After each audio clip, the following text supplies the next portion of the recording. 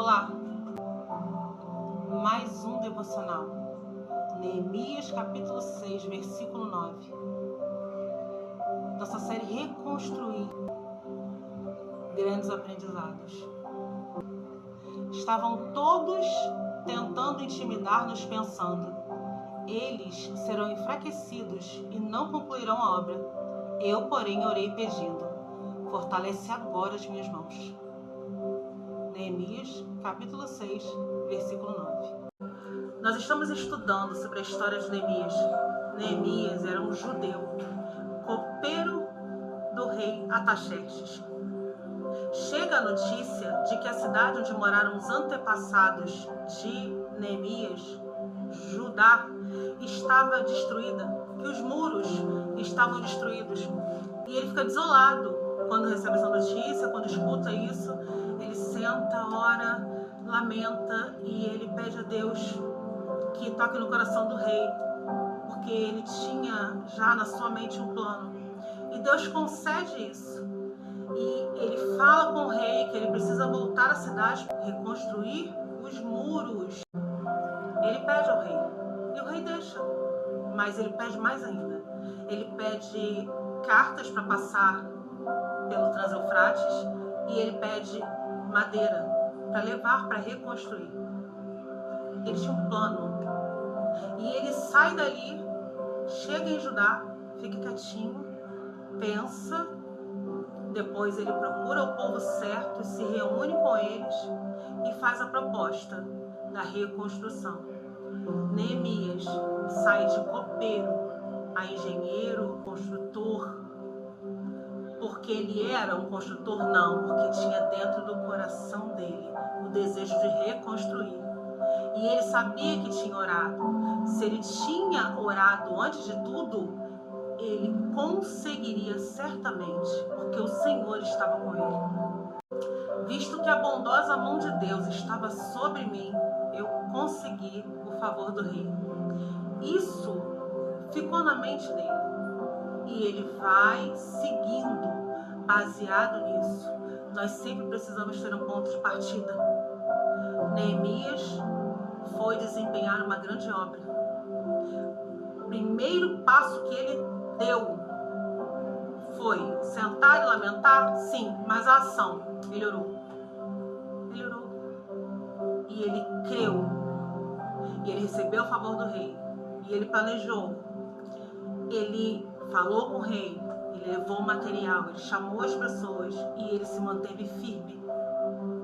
No meio disso, aparecem dois inimigos, Sanbalate e Tobias, debochando, duvidando.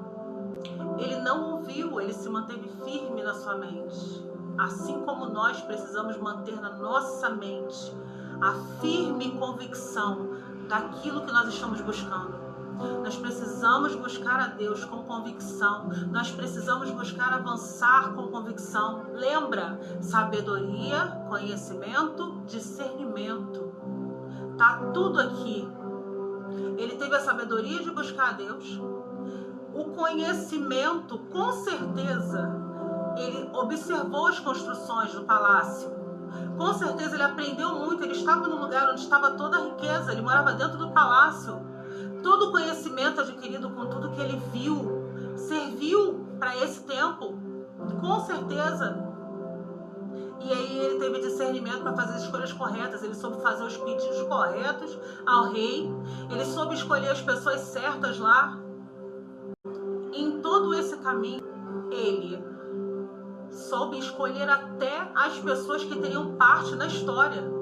Porque quando Sanbalate e Tobias falaram que não ia dar em nada, que até uma raposa subiria em cima do muro e derrubaria, ele disse assim: nós vamos reconstruir os muros, vamos reconstruir a cidade. Quanto a vocês, vocês não terão parte. Porque ele tinha os planos que se seguiriam à reconstrução da cidade. E ele diz a eles que eles não teriam parte. Ele foi justo. Ele terminou a obra.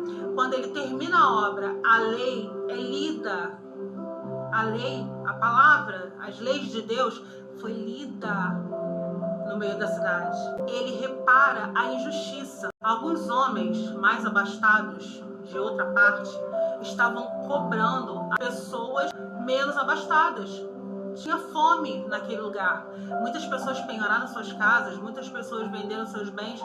Já tinha gente que tinha dado seus filhos para poder trabalhar, para pagar a dívida nessa época.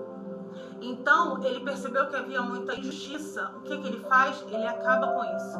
Ele chama essas pessoas e pergunta: olha, nossos filhos, nós fomos vendidos. Agora nós vamos comprar de nós mesmos? Nós vamos nos vender? Nós vamos nos prestar a isso? E aí ele diz que isso não aconteça e todo mundo que estava fazendo volta ao caminho do bem e diz: não faremos mais. Devolvem as terras, devolvem os filhos, devolvem, tudo ou parte. Enfim, tudo que podia ser restaurado, que podia ser devolvido, foi devolvido. Mais uma coisa assim fantástica. Quando tudo termina, o muro está pronto, a cidade repovoada, as pessoas que iam servir como sacerdotes, como levita, quem ia tomar conta do muro, que hora que o portão ia fechar, que hora que o portão ia abrir. Ele fez gestão, ele fez organização e ele acabou com a justiça, ele organizou todas as coisas. Assim fez Neemias. Poderoso, abençoado irmão Neemias.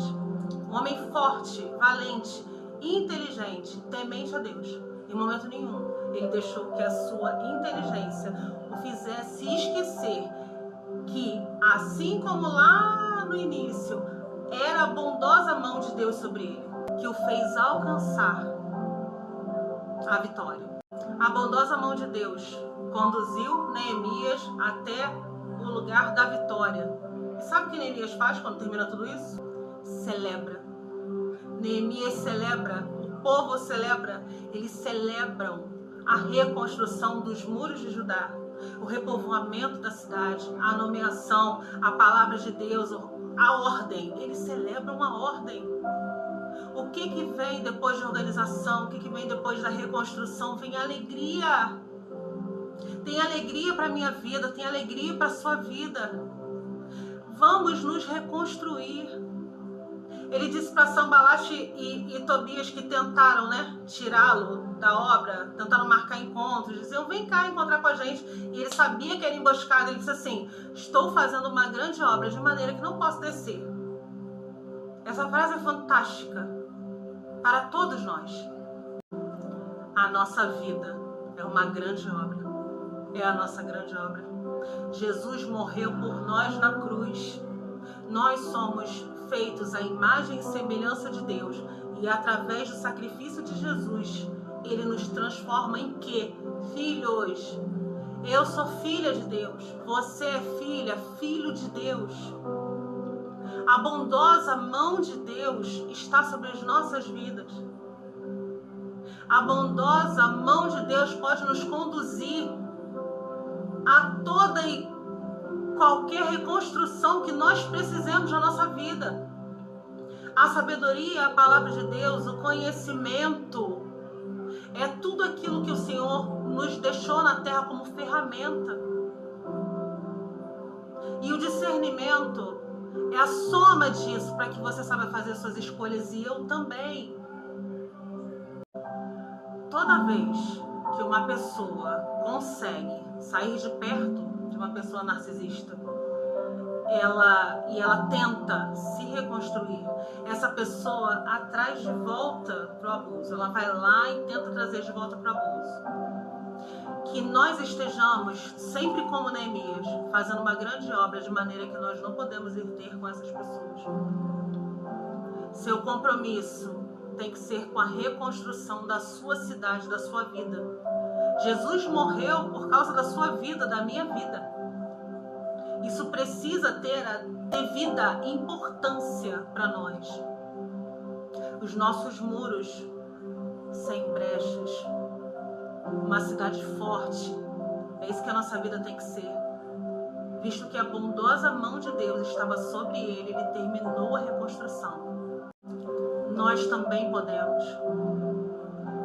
Partindo do princípio que a bondosa mão de Deus está sobre nós podemos nos reconstruir. Nós podemos. Nós podemos. Você pode. Acredite. Não há dano que seja permanente para quem tem a poderosa mão do Senhor sobre a sua vida. O Senhor nos dá ferramentas para a nossa cura, para a nossa libertação, para a nossa reconstrução. É sobre isso. Eu aprendi muito com o livro de Neemias. E ainda aprendi mais ainda. Uma coisa que me deixou muito fascinada foi a integridade dele. Lembra que ele disse ao rei que ele reconstruiria lá, em 52 dias ele voltaria? Gente, ele volta.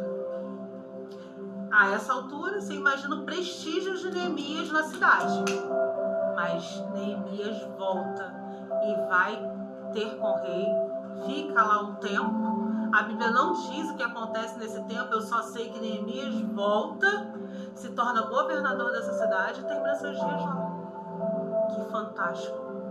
Um homem de mentalidade firme, de fé inabalável, um homem que não desobedeceu a Deus, que acabou com a justiça, olhou para o povo e ainda por cima, íntegro, um homem de caráter.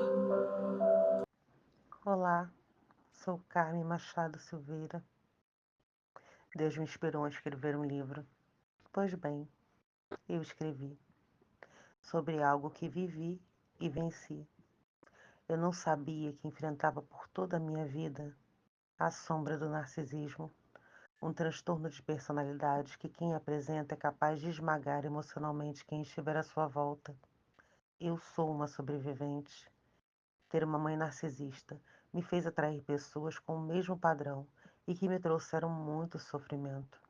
Por vezes, tive muito medo de enlouquecer e não suportar, mesmo com toda a força que eu tinha, as tantas vezes em que me vi humilhada de alguma forma e me sentindo abandonada. Ano após ano, mesmo sendo forte e alegre, parecia andar em círculos e, por mais que eu me esforçasse, sempre voltando ao mesmo lugar. Em uma noite de 2023, Deus me inspirou para escrever sobre minha história. Com isso, pude perceber o que vivi de fato por toda a vida, mas percebi também o grande amor de Deus. Ele me deu estratégias para sempre vencer toda vez que uma pessoa assim entrou na minha vida. Sim, sempre atraí essas pessoas. É um livro que conta a minha história, mas está muito além de mim. Ele pode ajudar muitas outras mulheres. É possível sim ser inteira e viver com plenitude. Deus nos dá tudo o que precisamos. Ele está comprometido com isso. Hoje, sou a autora do livro Eu Não Sabia, mas Era Narcisismo. Escrevi também Como Acontece, que explica como um homem narcisista faz para escolher e se aproximar da sua vítima. Ainda vou escrever muito mais e ajudar muitas mulheres a serem livres desse mal, assim como hoje eu sou.